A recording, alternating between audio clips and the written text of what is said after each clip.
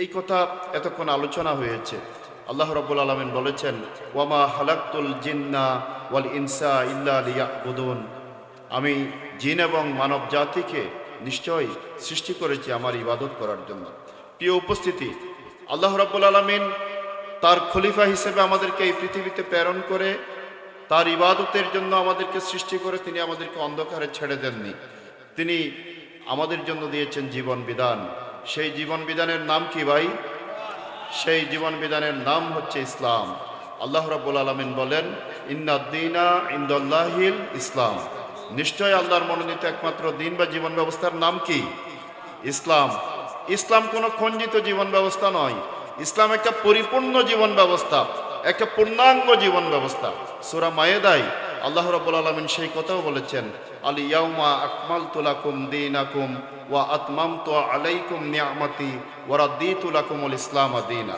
আজ আমি তোমাদের জন্য তোমাদের দিনকে পরিপূর্ণ করে দিলাম, তোমাদের জন্য আমার নিয়ামতকে সম্পূর্ণ করে দিলাম এবং ইসলামকে তোমাদের জন্য জীবন বিধান মনোনীত করলাম।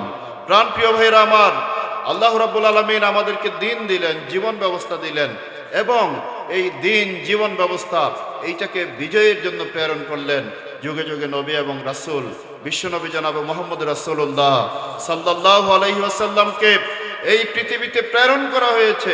সূরা আস-সাফে আল্লাহ রাব্বুল আলামিন বলছেন, তিনি সেই সত্তা যিনি তার রাসূলকে প্রেরণ করেছেন হেদায়াত এবং সত্য দিন সহকারে, যাতে করে প্রতিষ্ঠিত সকল বিধানের উপর আল্লাহর দিনকে বিজয়ী করতে পারেন। এটা মুশরিকদের জন্য যতই অসহ্য হোক না কেন। বিশ্বনবী জনাব মুহাম্মদ রাসূলুল্লাহ সাল্লাল্লাহু আলাইহি ওয়াসাল্লামকে এই পৃথিবীতে প্রেরণের উদ্দেশ্যই হচ্ছে মানব রচিত সকল বিধান, সকল আইন, সকল কানুনকে উৎখাত করে আল্লাহর দেওয়া জীবন ব্যবস্থা দ্বীন ইসলামকে বিজয় করার জন্যে।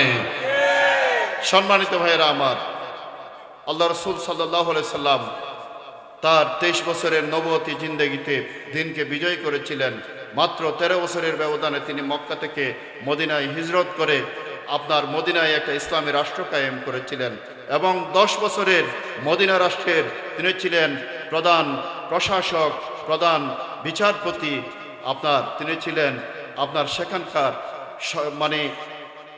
সেখানকার সামরিক সর্বাধিনায়ক, তিনি রাষ্ট্রপ্রধান ছিলেন। সম্মানিত ভাইয়েরা আমার, আল্লাহ রাসূল সাল্লাল্লাহু আলাইহি সাল্লাম এই আরবে ইসলাম প্রতিষ্ঠার পূর্বে সেখানে কি অবস্থা বিদ্যমান ছিল ইতিহাসে এটা আমরা জানি। আল্লাহ রাসূল যেখানে ইসলামকে বিজয়ী করলেন, দিনকে বিজয়ের জন্য দায়িত্বপ্রাপ্ত হয়ে আবির্ভূত হলেন, সেখানে সেই অঞ্চলকে, সেই আরবকে বলা হতো আয়ামে জাহেলিয়া বা অন্ধকার যুগ। এটা অন্ধকার যুগ বলা হতো এ কারণে সেখানে মানুষের জীবনের কোনো নিরাপত্তা ছিল না। সেখানে মানুষের জীবন ছিল দারিদ্রতার কষাঘাতে জর্জরিত। সেখানে বাণিজ্য কাফেলা লুট করা, চুরি ডাকাতি এগুলি মানুষের পেশা ছিল। উটের পানি খাওয়ার ঘটনাকে কেন্দ্র করে বছরের পর বছর যুদ্ধ বিগ্রহ লেগে থাকত এবং সেখানে নারীদের কোনো অধিকার ছিল না। জ্যান্ত কন্যা সন্তানকে কবর দেওয়া হতো, জ্যান্ত কবর দেওয়া হতো অপমানের বয়ে। এমন একটি অসভ্য অশান্ত সমাজকে আল্লাহর দিনকে বিজয়ের মাধ্যমে তিনি পৃথিবীর সবচেয়ে সুন্দর, মানবিক, সমৃদ্ধ, শান্তিপূর্ণ, মডেল একটা রাষ্ট্রে পরিণত করেছিলেন। সম্মানিত ভাইয়েরা আমার, ইসলামকে বিজয় করার পরে আমরা দেখেছি আল্লাহ রাসূলের সেই মদিনা রাষ্ট্রে যারা অমুসলিম ছিল তাদের সাথে তিনি চুক্তি করেছেন, তাদের অধিকার নিশ্চিত করেছেন, সকল মানুষের অধিকার নিশ্চিত করেছেন, নারীদের অধিকার নিশ্চিত করেছেন। যেই নারীদেরকে দেওয়া হতো সেই নারীদেরকে ইসলাম সবচেয়ে বেশি মর্যাদা দিল। বিশ্বনবী জনাব মুহাম্মদ রাসূলুল্লাহ সাল্লাল্লাহু আলাইহি ওয়াসাল্লাম তিনি বললেন, মায়ের পায়ের নিচে সন্তানের বেহেশত। আমাদের প্রিয় আল্লামা দেলোয়ার হোসেন সাইদি তিনি খুব সুন্দর করেই এই হাদিসটি বলতেন, আমরা পুরুষ, আমাদের পায়ের নিচে এক জোড়া জুতা, শুধুই এক জোড়া জুতা, আর আমার পায়ের নিচে স্বয়ং আল্লাহ রাব্বুল আলামিনের জান্নাত। সুবহানাল্লাহ। সম্মানিত ভাইয়েরা আমার, একবার এক সাহাবী আল্লাহ রাসূলের কাছে জিজ্ঞাসা করলো, হে আল্লাহ রাসূল, খেদমত করবো কার? আল্লাহ রাসূল বলেন, তোমার মায়ের, তারপরে কার? তোমার মায়ের, তারপরে কার? তোমার মায়ের, তারপরে কার? তোমার বাবার। এভাবে 3 গুণ বেশি সম্মান বৃদ্ধি করে দিয়েছে আমার মায়ের জাতির ইসলাম। প্রাণপ্রিয় ভাইয়েরা আমার, এরকম একটি সমাজে প্রতিষ্ঠার পরে বিশ্বনবী জনাবে মোহাম্মদ রাসূলুল্লাহ সাল্লাল্লাহু আলাইহি সাল্লাম বিদায় হজ্জের ভাষণে দাঁড়িয়ে বললেন, আজ আমি তোমাদের মাঝে দুটি জিনিস রেখে যাচ্ছি, যতদিন তোমরা এই দুটি জিনিস আঁকড়ে ধরবে ততদিন তোমরা পথভ্রষ্ট হবে না। তা হচ্ছে একটি আল্লাহর কোরআন, আরেকটি রাসূলের সুন্নাহ। সম্মানিত তৌহিদি জনতা, মা ও বোনেরা, ইতিহাস সাক্ষী, যতদিন মুসলমানেরা এই কোরআন সুন্নাহকে অনুসরণ করেছে, কোরআন সুন্নাহর বিধান অনুযায়ী তাদের জীবন সমাজ রাষ্ট্র পরিচালনা করেছে, ততদিন গোটা দুনিয়ার জ্ঞান বিজ্ঞানের নেতৃত্ব মুসলমানদের হাতে ছিল। অর্ধ পৃথিবী মুসলমানেরা শাসন করেছিল। সম্মানিত ভাইয়েরা আমার, এসবই আজ ইতিহাস। আজকে পৃথিবীর দিকে দিকে আমরা লাঞ্ছিত, নিগৃহীত। পৃথিবীর তৃতীয় বৃহত্তম মুসলিম দেশ, আমরা স্বাধীন হয়েছি। কয়দিন পরেই আমরা বিজয় দিবস উদযাপন করব ইনশাআল্লাহ। 54 বছর হয়ে গেছে। এই 54 বছরে এদেশে মানুষের অধিকার কি প্রতিষ্ঠিত হয়েছে? মানুষের দারিদ্রতা দূর হয়েছে? মানুষের জীবনের নিরাপত্তা নিশ্চিত হয়েছে? আপনি একটা একটা করে বিশ্লেষণ করে দেখবেন যে আমরা সকল দিক থেকে বঞ্চিত, শোষিত এবং নিগৃহীত। প্রিয় ভাইয়েরা আমার, এরকম একটা মুসলিম দেশ, এটা যদি কোরআন সুন্নাহর বিধান অনুযায়ী পরিচালিত হতো, চিত্র ভিন্ন হতো, চিত্র আরেক রকম হতো। সূরা হজ্জের 41 নম্বর আয়াতে আল্লাহ রাব্বুল আলামিন বলেন, আমি যদি ইমানদারদেরকে রাষ্ট্র ক্ষমতা দান করি তাহলে তারা 4টি কাজ করে। তারা সালাত কায়েম করে, তারা জাকাত কায়েম করে, সৎ কাজের আদেশ দেয় এবং অসৎ কাজ থেকে মানুষকে বিরত রাখে। আমি আপনাদের কাছে জানতে চাই, গত 54 বছরে এই তৃতীয় বৃহত্তম মুসলিম দেশ বাংলাদেশকে যারা শাসন করেছেন, তারা কি আমাদের দেশে নামাজ রাষ্ট্রীয়ভাবে কায়েম করেছেন? তারা কি জাকাত কায়েম করেছেন? সৎ কাজের আদেশ, অসৎ কাজের নিষেধ রাষ্ট্রীয়ভাবে করেছেন না উল্টা করেছেন? সম্মানিত ভাইয়েরা আমার, অথচ নামাজ যদি রাষ্ট্রীয়ভাবে কায়েম হয় তাহলে একটা জাতি পরিশুদ্ধ হয়ে যায়। মারহাবা, আমাদের প্রধান মুফাসসির, বিশিষ্ট ইসলামিক চিন্তাবিদ অধ্যাপক ডক্টর মোহাম্মদ ফয়জুল হক, তিনি উপস্থিত হয়েছেন। আমি আমার আলোচনা আপনার শেষ করব ইনশাআল্লাহ। আর দুই এক মিনিট কথা বলেই আমি আমার আলোচনার রীতি টানব। আমি মেহমানকে মঞ্চে স্বাগতম জানাচ্ছি। প্রিয় তৌহিদি জনতা, আজকে আপনাদেরকে আমি বলতে চাই, আজকে যদি রাষ্ট্রীয়ভাবে নামাজ কায়েম হতো তাহলে আপনি দেখতেন যে এদেশের যুব সমাজ পবিত্র হয়ে যেত। আল্লাহ রাব্বুল আলামিন বলেন, নিশ্চয় নামাজ মানুষকে অশ্লীল এবং ফাসিকি কাজ থেকে বিরত রাখে।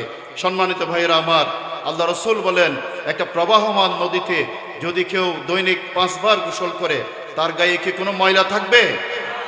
নামাজ সেভাবে মানুষকে পবিত্র করে। রাষ্ট্রীয়ভাবে আমাদের দেশে নামাজ কায়েম নাই। রাষ্ট্রীয়ভাবে যদি জাকাত কায়েম হয় তাহলে ধনী দারিদ্র্যের যে বৈষম্য ব্যবধান, এটা শুধু দূরীভূত হবে না, সমাজে অর্থনৈতিক সমৃদ্ধি আসবে।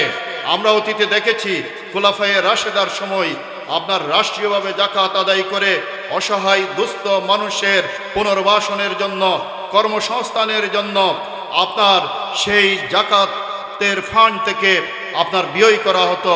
আমরা খুব কম সময়ের ব্যবধানে খোলাফায়ে রাশেদার সময় দেখেছি, দ্বিতীয় খলিফা হযরত উমর রাদিয়াল্লাহু আনহুর সময় এসে রাষ্ট্রের কর্মচারীরা বলছেন, হে খলিফা, সবাই তো রাষ্ট্রের কোষাগারে, বাইতুল মালের ভান্ডারে জাকাত দিতে আসছেন, কিন্তু আমরা কোনো অভাবী লোক খুঁজে পাচ্ছি না যাকে রাষ্ট্র থেকে সাহায্য করতে হবে। এটাই হচ্ছে ইসলামী অর্থব্যবস্থার নিয়ম। ধনী দারিদ্র্যের মধ্যে বৈষম্য দূর হবে, ভারসাম্য আসবে। আর আজকের যেই পুঁজিবাদী অর্থব্যবস্থা, এটার নিয়ম হচ্ছে বড় লোক আরো বড় হবে, গরিব আরো গরিব হবে। সম্মানিত ভাইয়েরা আমার, আজকে রাষ্ট্রীয়ভাবে জাকাত কায়েম হোক, এটিকে আপনারা চান?